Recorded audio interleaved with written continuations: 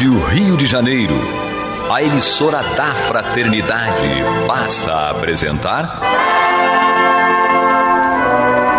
Luz na Penumbra, programa que leva ao seu coração a mensagem da doutrina espírita.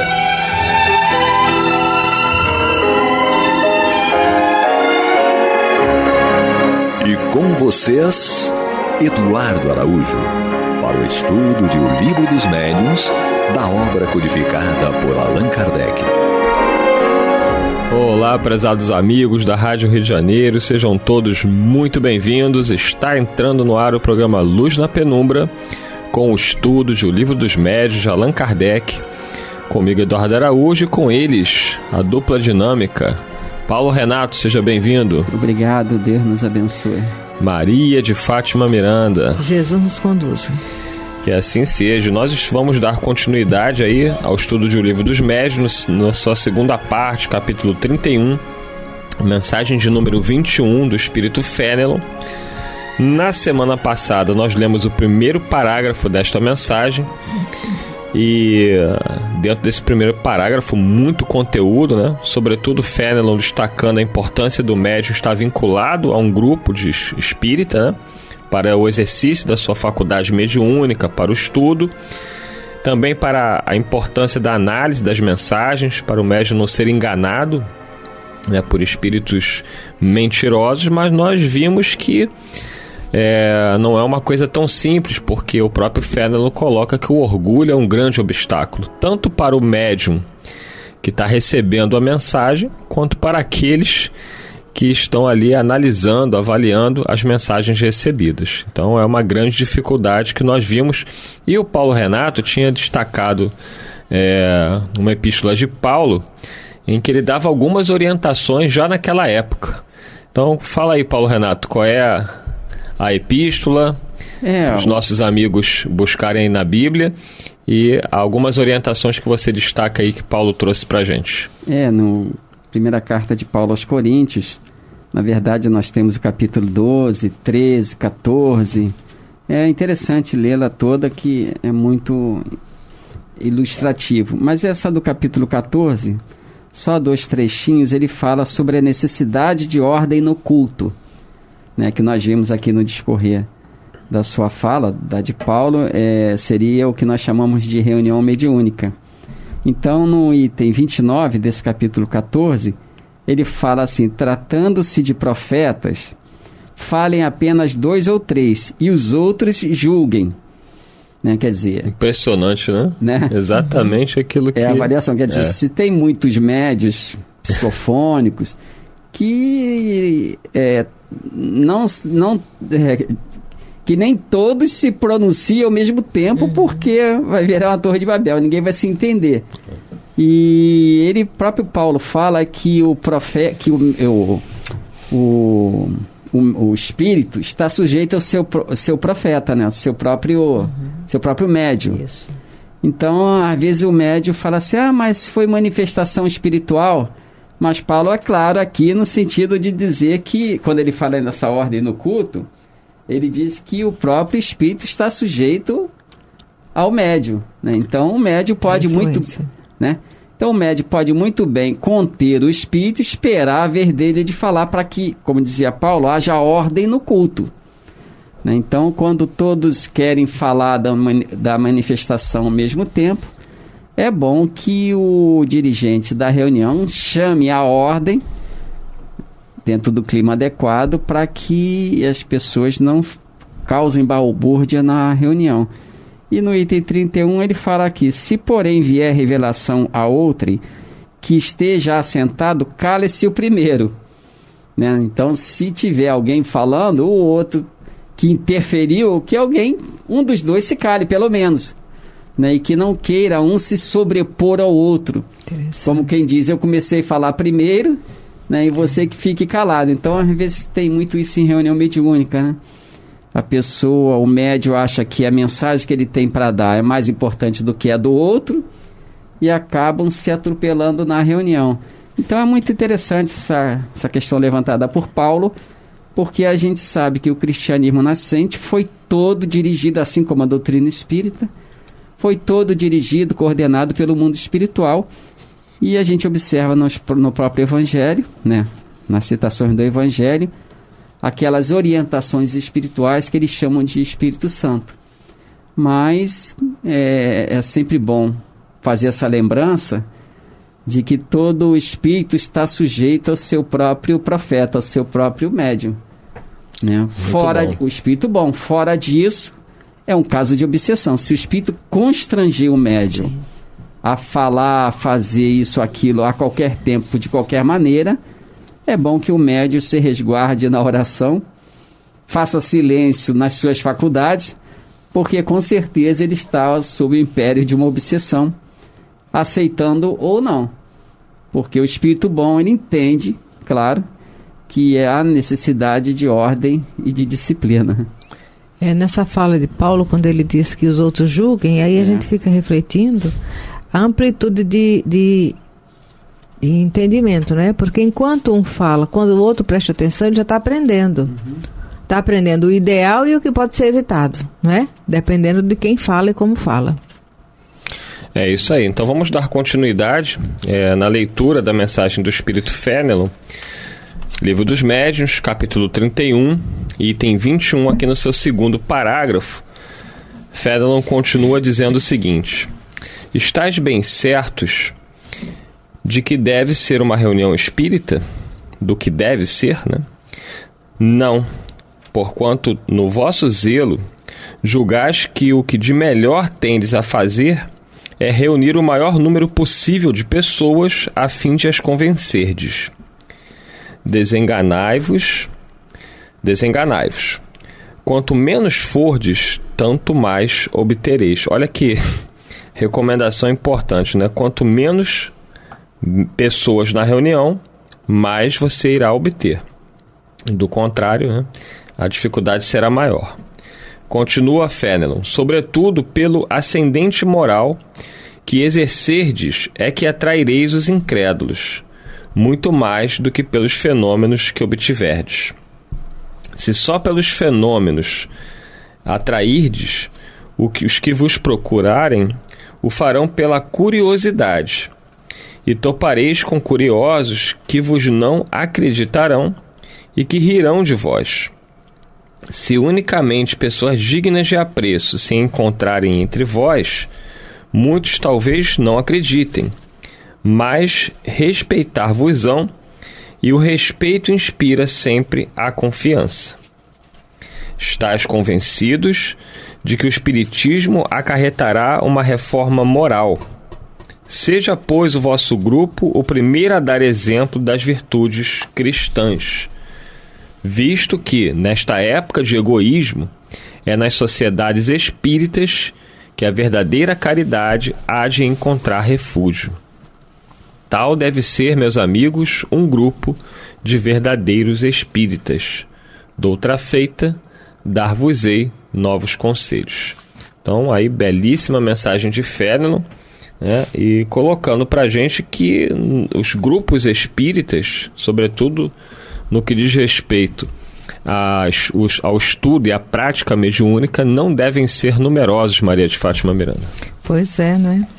Não é pela quantidade de participantes que vai estar a autenticidade da reunião. Tanto que o Chico vivenciou isso na íntegra, né?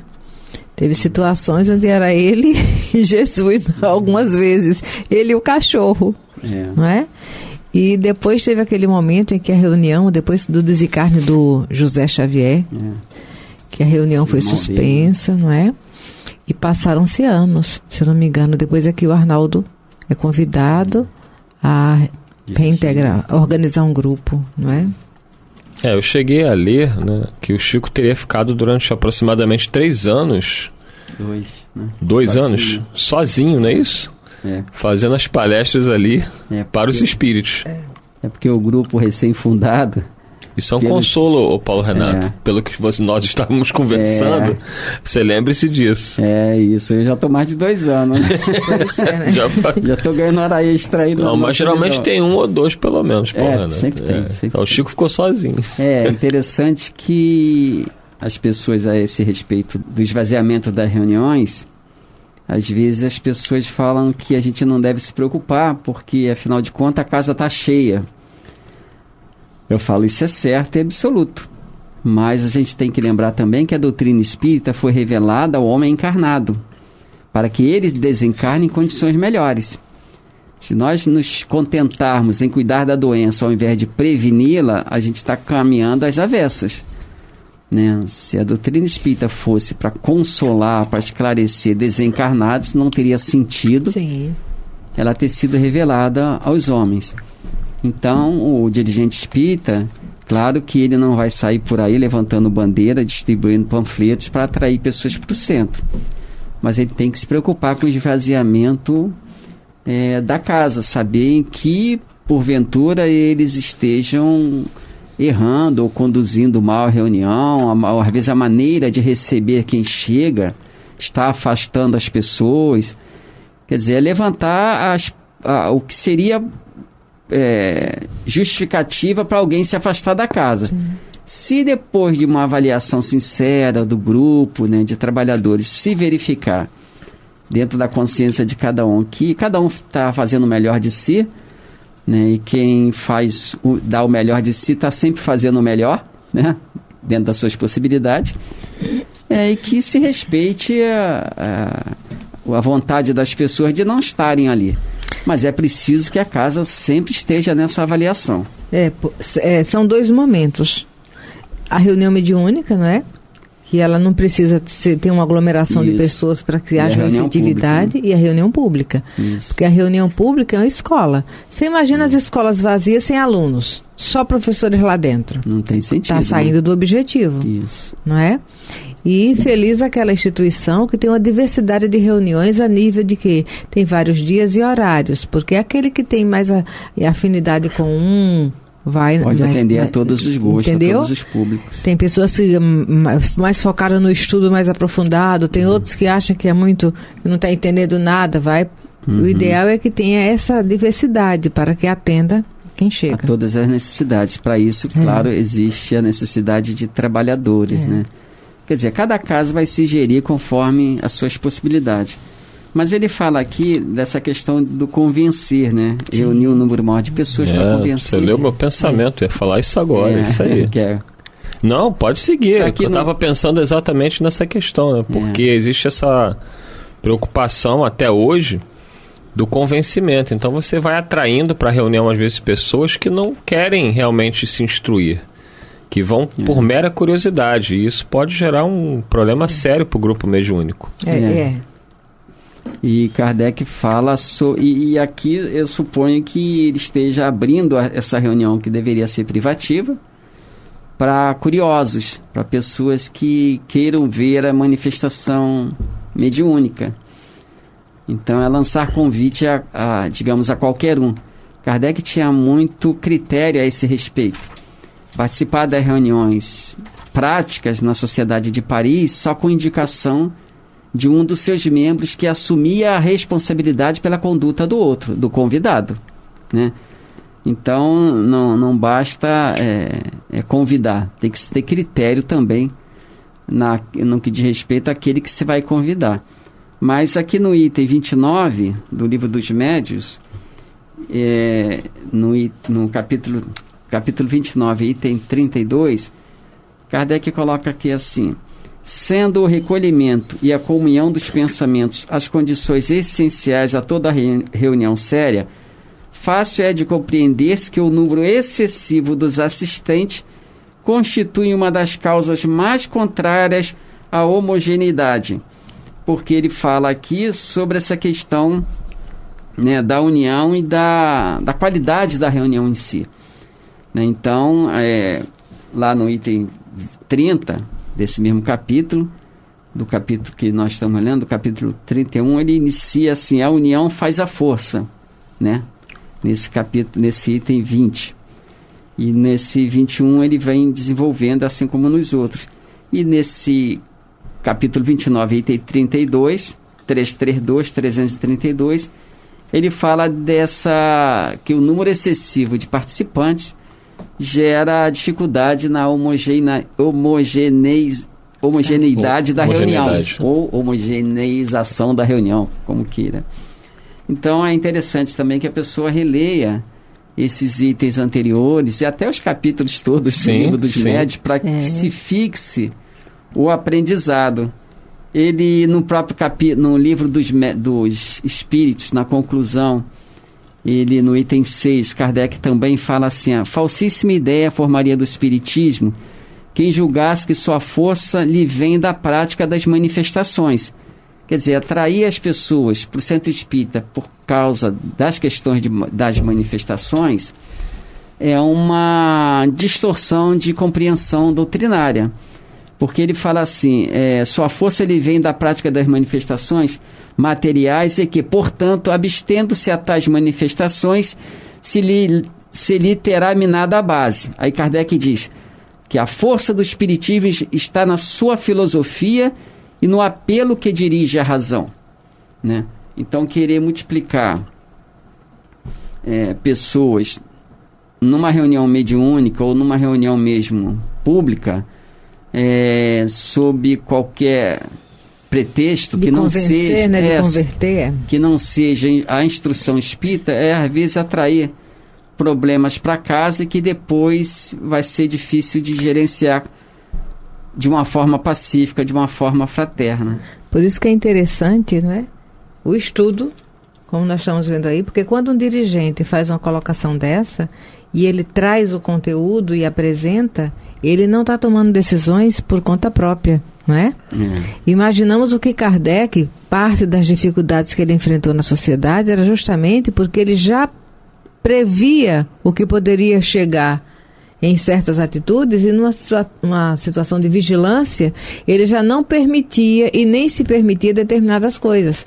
Deve ter incomodado muito e as dificuldades que ele enfrentou lá dentro. E a gente vê aqui no próprio livro dos Médiuns, na primeira parte, capítulo 3, no item 29 e 30, Kardec fala sobre essa questão de se convencer, né? Porque aqui nesse item que nós estamos lendo, nesse parágrafo, estás bem certo do que deve ser uma reunião espírita? Aí se for uma pergunta, aí resposta: não, porquanto no vosso zelo julgais que o de melhor tendes a fazer reunir o maior número possível de pessoas a fim de as convencerdes. Aí no capítulo 3 do livro dos Médiuns, item 29 e 30, ele fala sobre essa questão do convencimento. No item 29 desse capítulo 3 da primeira parte, ele fala: os meios de convencer variam extremamente conforme os indivíduos. O que persuade a uns nada produz em outros. Este se convenceu observando algumas manifestações materiais. Aquele por efeito de comunicações inteligentes, o maior número pelo raciocínio. E no item 30, eu fiz um destaque aqui, ele fala que, dentre outras coisas, ele fala assim: com relação ao que se não convenceu pelo raciocínio nem pelos fatos, a conclusão a tirar-se é que ainda lhe cumpre sofrer a prova da incredulidade. Eu acho interessante essa questão levantada por Kardec, porque ele disse que as pessoas, alguns não se convencem nem pelo raciocínio, pela lógica, pela filosofia, nem pelo que vê. Está sempre levantando uma dúvida a mais. Alguém postou num grupo desse social que um tal bilionário estava oferecendo 3 milhões, eu acho. Alguém me mostrou isso. A gente até chegou a inscrever a Miranda para ver se ela participava. Poxa, se ele tivesse visto as cartas do Chico, ele ia dar o dinheiro dele todo pro Chico, né? As cartas que o Chico recebia. Aquela do judeu, da família judia. Do Roberto Musacati, Davi Musacati. Quer dizer, então ele fala que aquele que não se convence, nem por um nem por outro processo, que a gente pode levantar uma série daqueles grandes pesquisadores do passado que ficaram, o próprio Richer, e outros tantos, que ficaram pesquisando anos e anos e anos e nunca chegaram a uma conclusão definitiva, porque estavam sempre exigindo uma prova a mais. Então Kardec diz que esses estão na prova da incredulidade.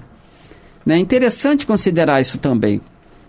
O estudo das obras básicas, da doutrina, nos favorece esse raciocínio, a considerar essa possibilidade, porque às vezes a gente pensa na nossa ignorância, a gente pensa assim, não, o fulano não se convence pela filosofia, mas quando ele vir um médium se manifestando, comunicação, ele vai se convencer.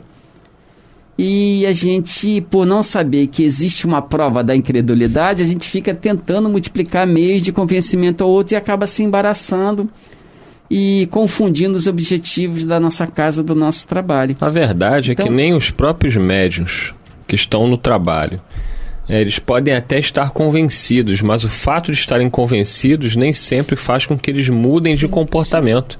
Então nós vemos a loucura generalizada de pessoas que estão numa reunião mediúnica, desse intercâmbio com o plano espiritual, que através deles próprios as comunicações chegam, e ver que companheiros mal saem da reunião já mantêm a sua mesma postura comportamental, de intriga, de maledicência, chega em casa, briga com o esposo, briga com a esposa, maltrata o filho. Porque nem o fato deles próprios, eles que estão ali no dia a dia, fazem com que mude de comportamento. O que dirá um companheiro que vai, por mera curiosidade, assistir uma reunião? Isso mesmo. É interessante porque o Paulo também tem uma carta a esse respeito, Paulo de Tarso, aqui em Romanos, no livro Romanos, a esse respeito que ele Eduardo diz? Está levantando.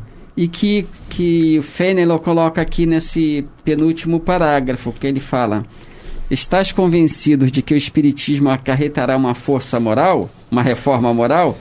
Seja, pois, o vosso grupo o primeiro a dar exemplo das virtudes cristãs. Vai bem ao encontro do que você está falando.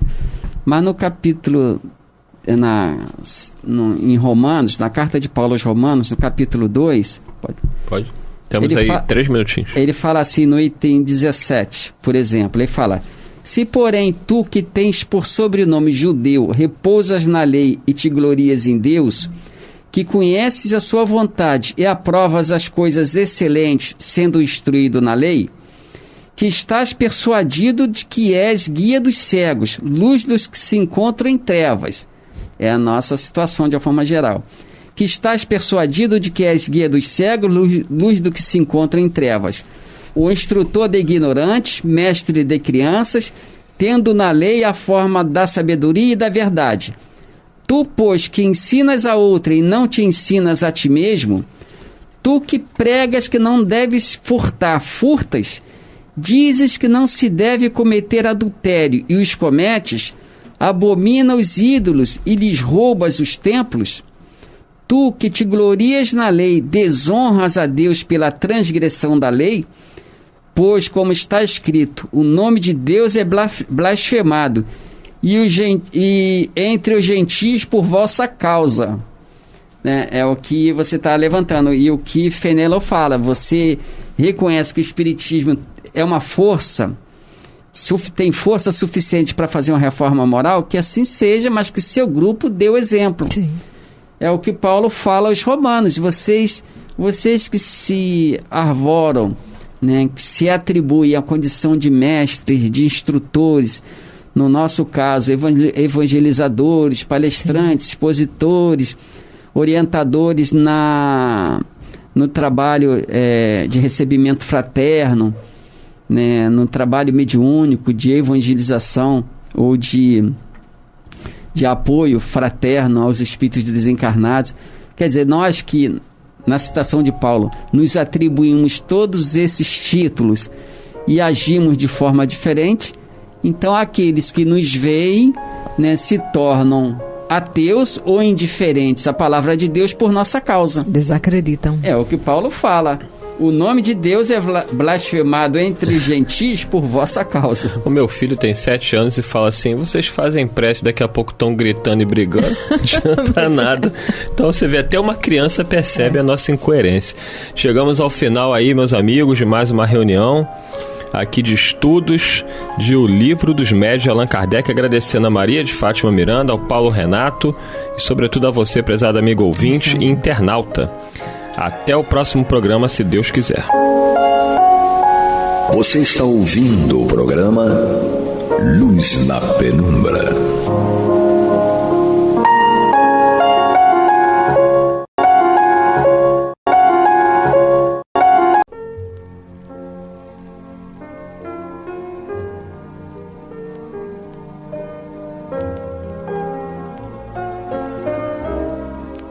Rádio Rio de Janeiro está levando ao seu lar e ao seu coração a mensagem consoladora da doutrina espírita, através do programa Luz na Penumbra.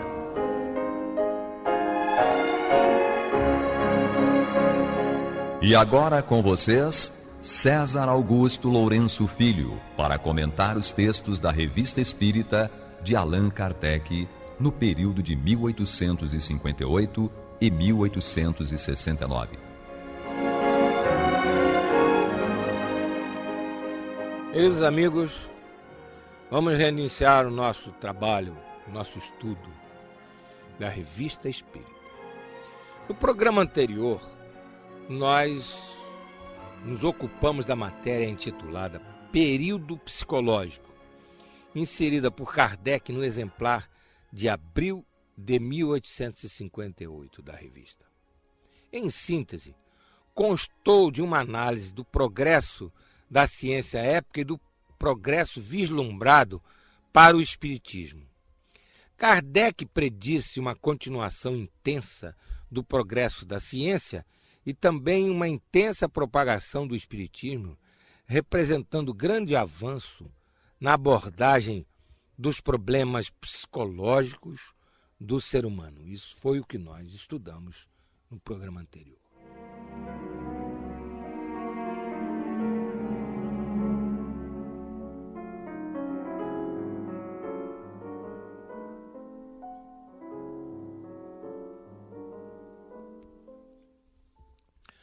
No programa de hoje, estudaremos a matéria A Inveja, constante do exemplar de julho de 1858 da Revista Espírita, que é uma dissertação moral do espírito São Luís a um médium, Senhor D, que não quis se identificar.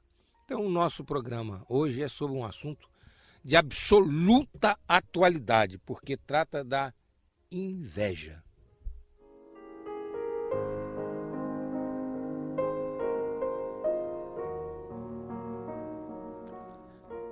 Vamos ver como é que o texto se inicia. É Kardec falando. São Luís nos havia prometido uma dissertação sobre a inveja para uma das seções da sociedade. Aqui Kardec está se referindo à Sociedade Parisiense de Estudos Espíritas.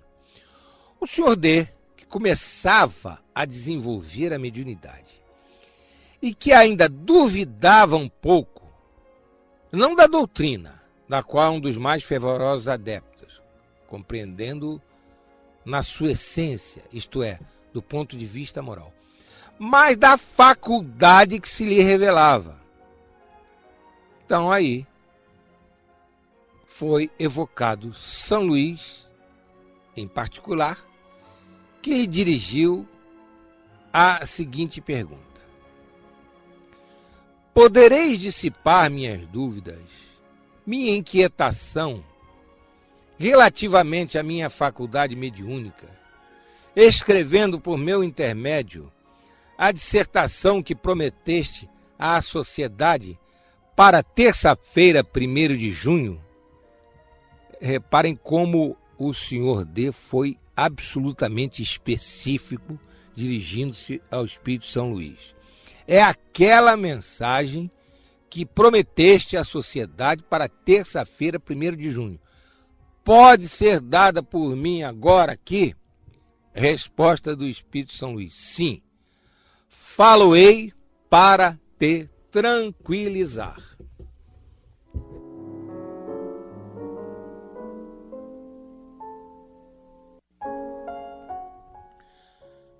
Como estamos vendo, o Sr. D, que não tinha dúvida sobre os aspectos morais da doutrina espírita, que são a sua essência, duvidava de sua faculdade mediúnica e se valeu das sessões na Sociedade Parisiense de Estudos Espíritas para esclarecer-se. Ora, essa dúvida ainda é muito comum até hoje. Há muitos médiuns nas casas espíritas e casas espíritas sérias. Até por uma questão de humildade, por uma questão de seriedade, eles são extremamente cuidadosos com a sua própria faculdade mediúnica. São muito exigentes quanto à veracidade das manifestações. E às vezes duvidam realmente da veracidade daquilo que está acontecendo. Ora duvidam de que realmente se trata de um espírito, ou se é um fenômeno anímico, se é uma manifestação própria dele mesmo, médium, e não com a interferência de um espírito. Às vezes acham que é espírito, mas ficam em dúvida que tipo de espírito que é ou deixa de ser. Se o espírito dá um nome, fica preocupado se é ou não é, enfim. Ainda hoje nós estamos com esse tipo de vacilação, digamos assim, por parte dos médiuns nas reuniões espíritas. Eles ficam em dúvida se realmente aquela manifestação é verdadeira, é aquilo mesmo, ou se está havendo alguma interferência de sua própria parte naquela mensagem.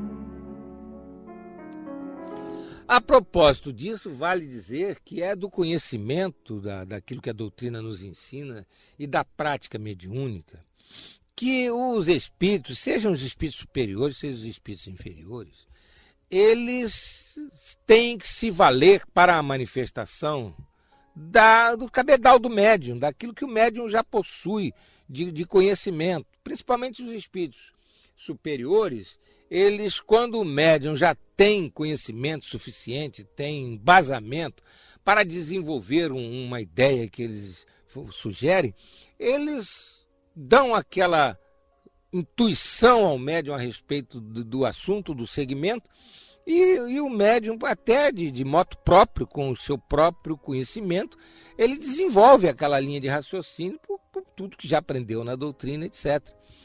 Isso diminui a qualidade da mensagem? Pode diminuir na forma, na essência não, porque ali está havendo uma assistência de um espírito superior que, se porventura o médium coloca alguma coisa fora do que está sendo produzido, ele vai fazer uma intervenção para redirecionar. Isso, inclusive, os espíritos superiores fazem para dar o mérito ao médium, para que o médium tenha uma participação naquela mensagem. E isso, inclusive, serve para que o médium desenvolva ainda mais a sua potencialidade mediúnica. Então, o espírito diminui um pouco a sua influência vibratória direta no médium e apenas vai induzindo, vai estimulando, vai lhe dando aquelas intuições para que ele desenvolva a mensagem. Então, o médium não deve, de forma alguma, ficar prejudicando a manifestação, criando bloqueios por excesso de humildade, muitas vezes, por excesso de humildade, achar que não é digno de receber uma mensagem de um espírito que tem uma evolução espiritual maior. Então, a humildade em tudo quanto que se faz na vida é importantíssimo, mas o excesso de humildade, a criatura se minimizando, se subdimensionando, se restringindo, ela, numa situação como essa, prejudica a mensagem que o espírito quer dar.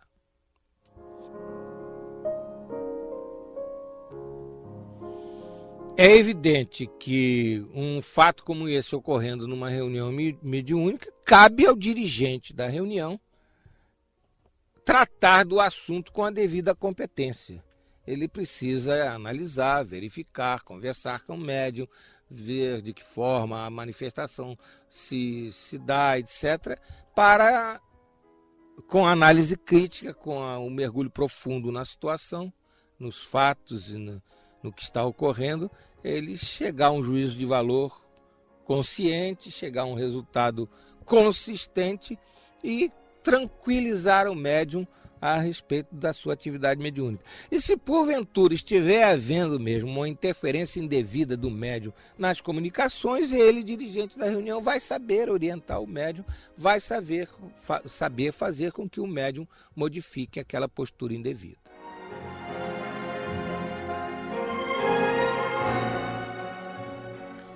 Continuemos no texto da Revista Espírita de julho de 1858, lendo o esclarecimento de Kardec antes da mensagem do Espírito São Luís.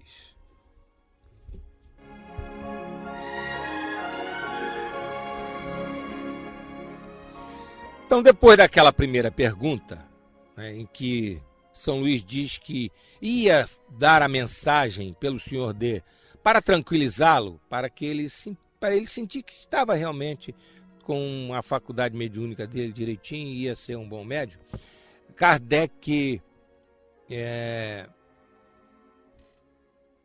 faz a seguinte observação. Notaremos que o Senhor D se dirigia a São Luís com o coração puro e sincero, sem segundas intenções, condição indispensável a toda boa comunicação. Não era uma prova que fazia, apenas duvidava de si mesmo. E Deus permitiu que fosse atendido, como para lhe dar meios de tornar-se útil. Hoje, o Senhor D é um dos médiuns mais completos, não só pela grande facilidade de execução, como por sua aptidão em servir de intérprete a todos os espíritos, mesmo os das mais elevadas categorias, os quais, por seu intermédio, se exprimem facilmente e de boa vontade. São essas, sobretudo, as qualidades que devemos procurar nos médiuns e que podem sempre ser adquiridas com paciência, vontade e exercício. O Senhor D não necessitou de muita paciência. Dispunha da vontade e do fervor, aliados à aptidão natural. Poucos dias bastaram para elevar sua faculdade ao mais alto grau. Você está ouvindo pela Rádio Rio de Janeiro o programa Luz na Penumbra, com estudo da Revista Espírita, na apresentação de César Augusto Lourenço Filho. Como sempre, Kardec é conciso e em poucas palavras esclarece todo o contexto no qual se dava a mensagem. E mostra as disposições íntimas do Senhor D. Vamos destacar algumas. Coração puro e sincero. Então o Senhor D não estava assim se fazendo de humilde, né? Porque às vezes, infelizmente, a criatura fala assim, até de uma maneira meio afetada: não, eu sou um médium apenas esforçado, eu ainda não estou preparado para receber a mensagem dos espíritos superiores, eu ainda estou procurando sufocar as minhas inclinações mais, tal. Mas lá no íntimo, ele está querendo fazer assim, vender uma imagem de humildade, né, dando um exemplo de que é um médium sincero, tudo, e aquilo pode ser realmente conversa fiada, falando português, claro. Então, para que a gente tenha realmente a assistência dos bons espíritos, nós precisamos ter coração puro e sincero. O exercício mediúnico em sintonia com os espíritos superiores exige isso, coração puro e sincero. Outra coisa que Kardec fala é que esse tipo de estado de espírito é indispensável, ele usa a palavra indispensável para a boa comunicação.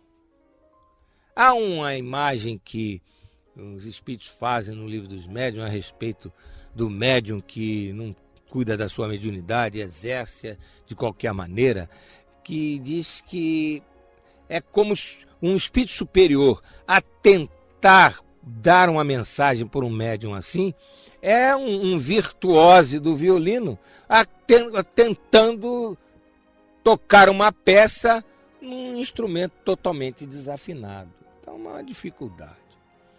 Uma coisa importante também que sobrenada do texto é que o Senhor D duvidava de si mesmo. Isso é uma coisa que prejudica muito a criatura em tudo na vida. Em tudo na vida. Nós não devemos ser petulantes, vaidosos, achando que somos importantíssimos, que somos maravilhosos. Esse é o outro extremo. Agora, o que a gente não pode é duvidar da nossa capacidade de fazer as coisas. Nós somos espíritos imortais, centelha divina. Nós somos criaturas de Deus, digamos assim. Fomos criados por Deus, a inteligência suprema. Então nós temos um potencial excepcional. Então nós temos que acreditar que, se realmente desejarmos com sinceridade, com empenho, com força de vontade, alguma coisa boa, nós vamos conseguir. Mas com muito mais facilidade, porque ainda estamos numa fase de progresso evolutivo que o mal predomina em nós, senão não estaríamos aqui encarnados neste planeta de provas e expiações.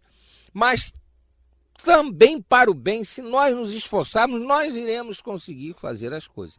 Então essa dúvida de si mesmo que o Senhor D, por excesso de humildade, apresentava, levou o Espírito São Luís a dar aquela mensagem, a atender aquela solicitação dele. Ele se fazia credor daquela demonstração da sua mediunidade.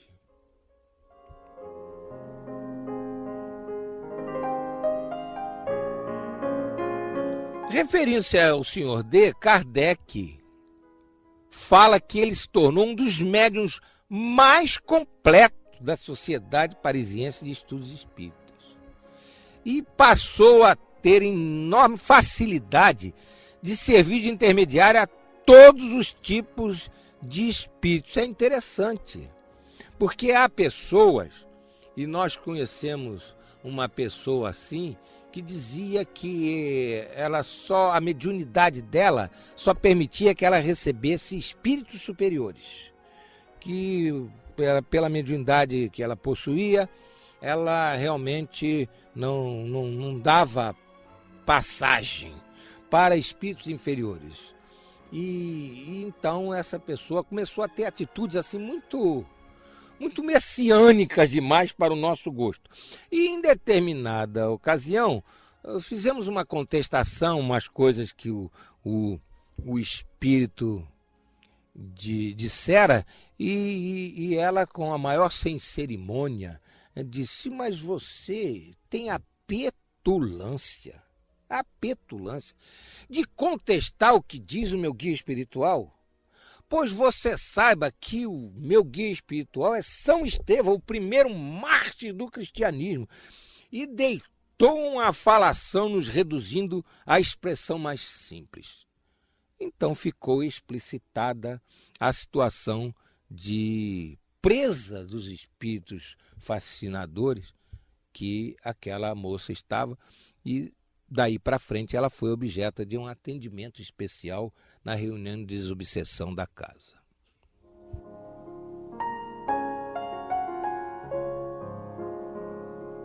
Então, para ser um médium completo, o médium tem que ser capaz de servir de intermediário para todos os tipos de espírito, desde um espírito superior que vem dar uma mensagem muito bonita de esclarecimento, de consolação, de orientação, até aquele espírito que, coitado, não sabe nem que está desencarnado, continua ainda preso às coisas do mundo.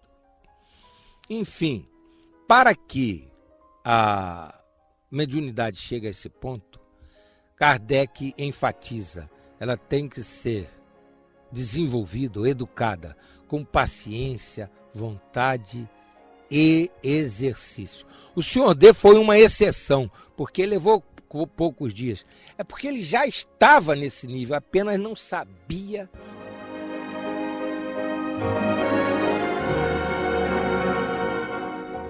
Não sabia que não estava? Não sabia que estava, evidentemente. Como ficou longe, vamos repetir a pergunta feita pelo Senhor D ao Espírito São Luís e ler novamente o final. poderia dissipar minhas dúvidas, minha inquietação relativamente à minha faculdade mediúnica, escrevendo por meu intermédio a dissertação que prometeste à sociedade para terça-feira, 1º de junho? Sim, falo-ei para tranquilizar-te. Foi a resposta de São Luís. Então, atendendo ao senhor D, São Luís ditou a bela mensagem sobre a inveja, da qual destacaremos um trecho. Vamos ler esse trecho que destacamos dessa mensagem de São Luís sobre a inveja. Fazei a vossa felicidade, o vosso verdadeiro tesouro na terra, das obras de caridade e de submissão, as únicas que vos dão entrada no seio de Deus. Estas obras do bem farão a vossa alegria e a vossa felicidade eterna. A inveja é uma das mais feias e mais tristes misérias do vosso globo.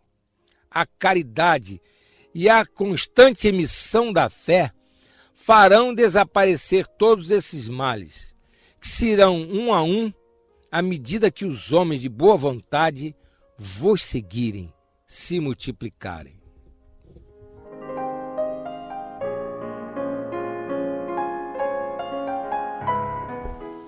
Infelizmente, a mensagem é de julho de 1858 e vale integralmente esse final. Ainda a inveja é uma das misérias deste mundo. A inveja realmente é uma coisa extremamente destrutiva. A criatura invejosa não tem sossego, não tem paz. Vive atormentada pelo sucesso alheio. É uma criatura digna de pena, porque se martiriza, sofre desnecessariamente, só porque tem inveja. Não há necessidade de comentarmos mais esse trecho lido, mas devemos ressaltar que o conteúdo e a forma da mensagem certamente dissiparam as dúvidas do senhor D a respeito de sua faculdade mediúnica. Ele se deu por satisfeito e por isso é que pouco tempo depois dele já Kardec pôde dizer que era um dos mais completos médiuns da Sociedade Parisiense de Estudos Espíritas.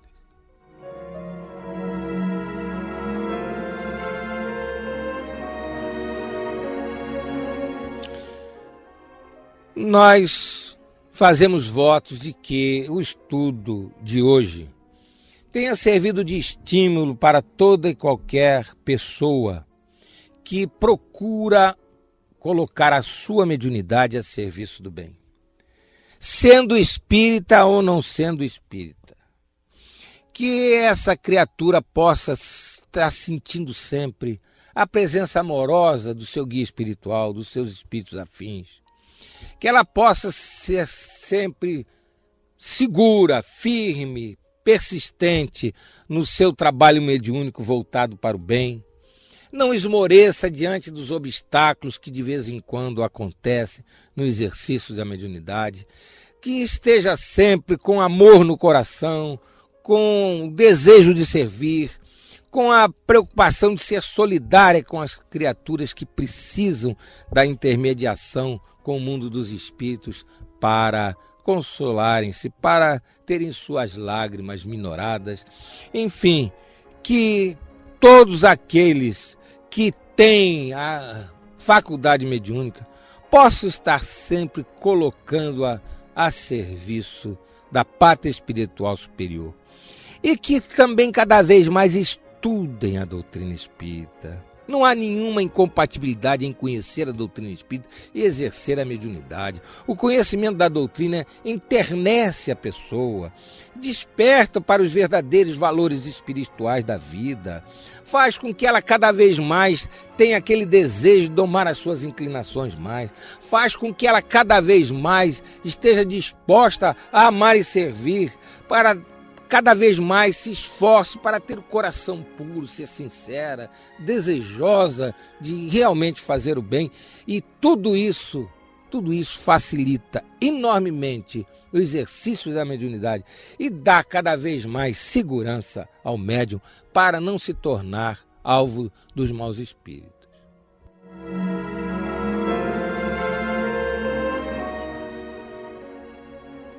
Enfim, queridos companheiros, vamos continuar no nosso estudo na próxima semana e nós desejamos a todos muita saúde, muita paz e muita alegria.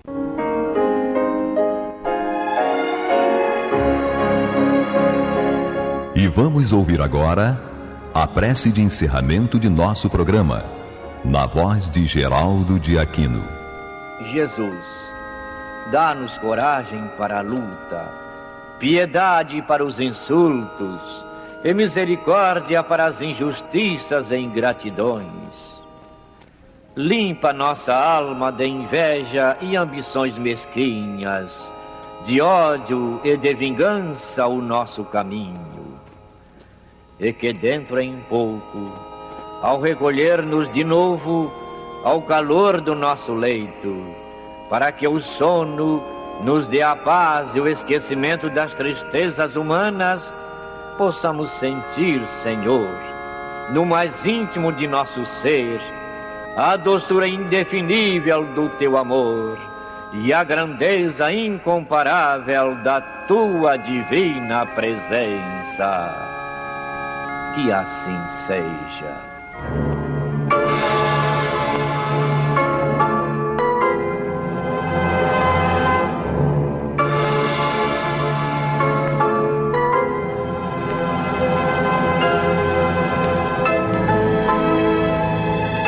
Acabamos de apresentar o programa Luz na Penumbra, que voltará a ser apresentado amanhã às 21 horas nesta emissora.